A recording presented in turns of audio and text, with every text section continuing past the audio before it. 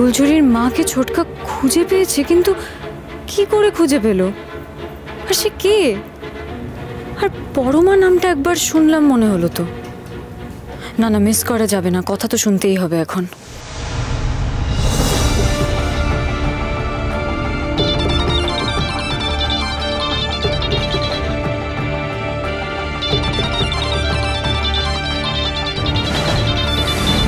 আচ্ছা, তুমি কি আমাকে বেঁচে থাকতেও দেবে না? কি চাইছো তুমি? এই শহরে কি আমি শান্তিতে থাকতেও পাবো না? কি চাইছো বলো? চাকরিটা ছেড়ে আমি অন্য কোথাও চলে যাব? পরমা, 21 বছর আমি যদি তোমার জীবনে কোনো অশান্তির কারণ না হয়ে থাকি, যদি 21 বছর আমি তোমার মৃত্যুর কারণ না হয়ে থাকি, আমি তোমায় কথা দিচ্ছি আজকেও আমি তোমার জীবনে কোনো অশান্তির কারণ হব না। কিন্তু একটা কথা বলছি তোমায়, তুমি যদি সত্যিটা সবার সামনে স্বীকার না করো, আমি সত্যিটা বলে দেবো। আমি বলে দেবো তুমি ফুলঝুরির মা আর আমি ফুলঝুরির বাবা।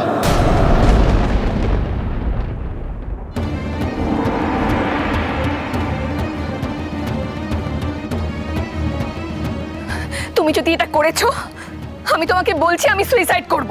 কি হবে তাতে? তাতে কি সত্যিটা চাপা থাকবে? সত্যি তো প্রকাশ পাবেই পরমা। সবাই জানে তুমি ফুলঝুরির মা। পরমা, যে মেয়েটাকে তুমি একদিন জন্ম দিয়েছিলে, তোমার নিজের সন্তান, যে তার জীবনের এই কঠিন সময় তোমার তাকে একবার চোখের দেখাও দেখতে ইচ্ছে করছে না? সন্তান? সেই সন্তান যদি মানুষের মতো মানুষ হতো, তাও তাকে চোখে দেখতে ইচ্ছে করত। এই সন্তানকে আমার সত্যিই চোখে দেখতে ইচ্ছে করছে না। একটা লোকের বাড়িতে বাসন মাজে, সে আমার সন্তান। কি পরিচয় দেব আমি লোককে? পরমা, দায়টা ওর নয়, এটা আমাদের দায়, আমার রেসপন্সিবিলিটির জন্য। ও কেন ওর জন্য সাফার করবে বলো? পরমা, তুমি জানো আমার জন্য এটা কতটা কষ্টের, কতটা যন্ত্রণার। এটা সবসময় আমার চোখের সামনে বাড়িতে ঘুরে বেড়াচ্ছে, সবাই ওকে দুচ্ছাই করছে। আমি কিছু বলতে পারছি না পরমা। ও আমাকে মামু বলে, কিন্তু আমি তো জানি আসল সত্যিটা কি, কিন্তু একটা বারও ওকে বলতে পারছি না আমি ওর বাবা। তুমি আমার কষ্টটা বোঝার চেষ্টা করো একবার। পরমা, আমি এটা নিতে পারছি না। আমি তোমাকে বলছি, সত্যিটা আমি সবার কাছে প্রকাশ করে দেবই। আমি সবাইকে জানিয়ে দেবো যে আমি ওর বাবা। প্রমাণ কি?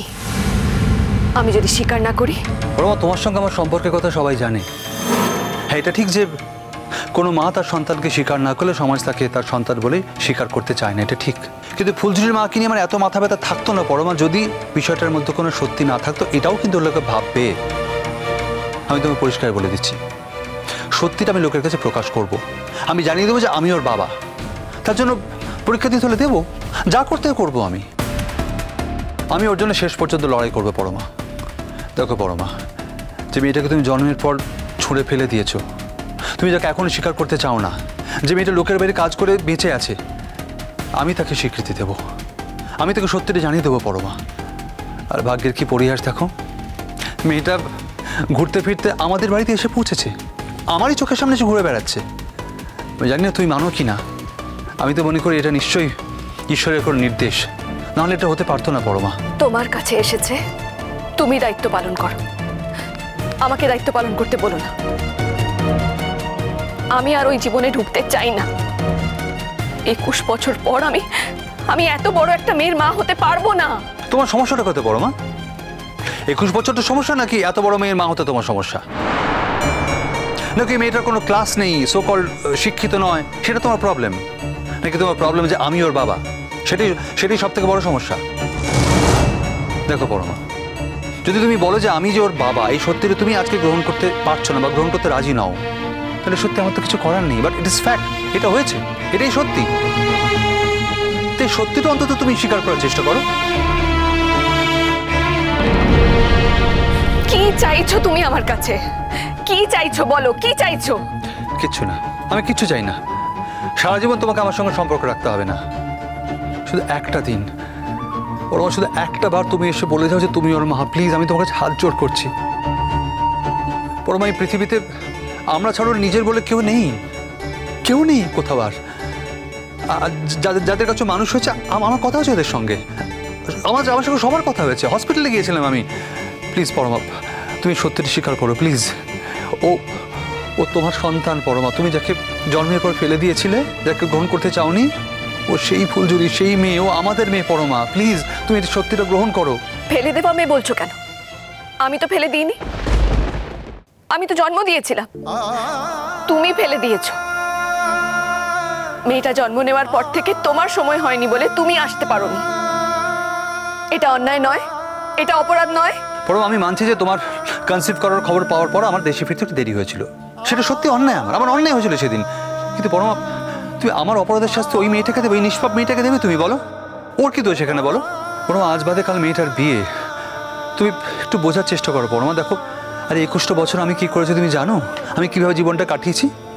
আমার নিজের জীবনের প্রতি আগ্রহ চলে গিয়েছিল, আমি জীবনটা নষ্ট করেছি, আমি চাকরি বাকরি সব ছেড়ে দিয়েছি, মন দিয়ে শান্ত হয়ে একটা ভালো কাজ করতে পারিনি কতদিন জানো তুমি? এখন লোকের দরজায় দরজায় ঘুরে জিনিস বিক্রি করে জীবন কাটাচ্ছি আমি, তুমি ভাবতে পারো এটা? আর এই কারণে আমি ওর পাশে ফিনান্সিয়ালি দাঁড়াতে পারছি না। হয়তো এবার দেবো, আমি সত্যটা জেনে গেছি, আমি আমার প্রশ্নের উত্তর পেয়ে গেছি পরমা। এবার আমি একটা ভালো কিছু করবো, ভালো চাকরি করবো, আমি ওর পাশে দাঁড়াবো পরমা, ওকে ফিনান্সিয়ালি সাপোর্ট দেবো আমি। কিন্তু পরমা তার আগে যে সত্যিটা জানা দরকার সেটা হলো যে ও অনাথ নয় পরমা। ওর জানা দরকার ওর বাবা মা আছে পৃথিবীতে, এই পৃথিবীতেই আছে তারা। দেখো প্রত্যেকবার এই জন্মের ঠিক নেই, বাবা মা নেই বলো, ওকে যে অসম্মান পেতে হয়েছে, এটা কি ওর প্রাপ্য ছিল বলো তুমি? পরমা তুমি একজন টিচার, তুমি কতজনকে কত কিছু শিক্ষা দাও, তুমি যদি এটুকু না বোঝো, তুমি যদি এত ইনসেনসিটিভ হও, তাহলে তোমার ছাত্ররা তোমার কাছে কি শিখবে বলো? আমি ওই মেয়েটাকে অ্যাকসেপ্ট করতে পারবো না। আমি ওর সাথে কি কথা বলবো, কিভাবে কথা বলবো? পরমা তুমি জানো তোমার ওই মেয়ে কত ভালো গান গায় জানো তুমি? জানো না, তুমি কিচ্ছু জানো না। শোনো আজ আমাদের বাড়িতে সঙ্গীত আছে, সঙ্গীতের আসর আছে। আমি চাই না ওর বিয়েতে কোনো কিছু বাদ থাক, আমি ওর জন্য সব করতে চাই পরমা। আর তুমি কি জানো ও যাকে বিয়ে করছে সে কত বড় সিঙ্গার? ওরা দুজনেই খুব নাম হয়েছে আজকে ওদের সিঙ্গার হিসেবে। আমি চাই দুজনেই একসঙ্গে গান করুক ওরা। পরমা ওদের জীবনটা গান দিয়ে শুরু হয়েছে এবং আমি চাই ওদের গোটা জীবনটা ওরা গান নিয়ে একে অপরের সঙ্গে থাক, পাশাপাশি থাক। পরমা আমার একটা কথা শোনো, তুমি একবার আসবে প্লিজ, একবার আসবে, তুমি একবার ওকে দেখে যাও। পরমা মেয়েটা হয়তো লেখাপড়া শেখেনি, মানে লেখাপড়া শেখার সুযোগ পায়নি তাই শেখেনি, কিন্তু তুমি জানো না তোমার মেয়ের কত গুণ পরমা। তাই একটাবার তুমি এসো আজকে প্লিজ। আচ্ছা ঠিক আছে, আমি বলছি আমি তোমার পরিচয় দেবো না, তুমি এসো, আমি কিছু বলবো না তোমার সম্পর্কে, তুমি কে কি ব্যাপার কেন হচ্ছে কিছু বলবো না। কিন্তু ওকে দেখে ওর কথা শুনে যদি তোমার মনে হয় যে সত্যিটা ওকে বলা দরকার, তুমি তখন বলো। পরমা আমি তোমাকে অনেকবার বলছি, হাত জোর করছি, আর পরমা আর কষ্ট দিও না মেয়েটাকে। পরমা মেয়েটা জীবন অনেক কষ্ট পেয়েছে, ও এত কষ্ট ডিজার্ভ করে না পরমা, একটু বেটার লাইফ ডিজার্ভ করে ও। আমি তোকে হাত জোর করছি, প্লিজ তুমি ওকে আর কষ্ট দিও না Parama, please. Parama be sensitive please. ও তোমার কাছে কিচ্ছু চাইছে না, টাকা পয়সা সম্পত্তি কিচ্ছু চায় না ও। তুমি শুধু ওর জীবনে যে জায়গাটা খালি আছে, ফাঁক আছে, শূন্যতায় ভরে আছে, তুমি সেই জায়গাটা ভরাট করো, ওর মায়ের জায়গাটা ভরিয়ে দাও প্লিজ। কিন্তু এত বছর পর তোমার বাড়িতে যদি যাই, তোমার বাড়ির লোকে কি বলবে? যা বলে বলুক, আমি পড়াও করি না, আমি কিচ্ছু পড়াও করি না পরমা। আমি বলবো আমি তোমাকে নিয়ে এসেছি, তোমার সঙ্গে রাস্তায় দেখা হয়েছিল আমার, হতেই পারে আমি তোমাকে আমার বাড়িতে নিয়ে এসেছি, তুমি এসব নিয়ে ভেবো না প্লিজ, তুমি এসব নিয়ে কিচ্ছু ভেবো না পরমা। আচ্ছা শোনো, তুমি আজকে দিনে দেখো আমার কথা শোনো, তুমি একটাবার দেখো আজকে, এসো তুমি একবার দেখো। ওকে দেখে তোমার যদি মনে হয় যে তুমি ওর পরিচয় দেবে না, দিও না, তুমি ওকে রিফিউজ করো। আমি জানবো এটাই ওর নিয়তি ছিল। পরমা এই 21 বছর ধরে আমি তোমার জন্য ওয়েট করেছি, তোমার দরজায় গিয়েছি, কিন্তু আমি কিছু চাইনি তোমার কাছে, কিছু পেতে চাইনি, আমি একটা প্রশ্নের উত্তর পেতে গিয়েছিলাম শুধু। আজ আমি তোমাকে বলছি, আমি তো উত্তর পেয়ে গেছি, আমি তো সত্যিটা জেনে গেছি। তুমি আমার এই চাওয়াটা পূর্ণ করো পরমা। তুমি শুধু ওই মেয়েটাকে তার মায়ের পরিচয়টা ফিরিয়ে দাও, ব্যাস, আর কিছু চাই না আমি। পরমা হয়তো 21 বছরে আমাদের জীবনের অনেক কিছু মিথ্যে হয়ে গেছে তোমার কাছে, কিন্তু সেই দিনটা, সেই পৌষ মেলার রাতে মন্দিরের সামনের দিনটা, সেই মুহূর্তগুলো কি তোমার কাছে মিথ্যে হয়ে গেছে বলো? সব কি মুছে গেছে তোমার মন থেকে আজ?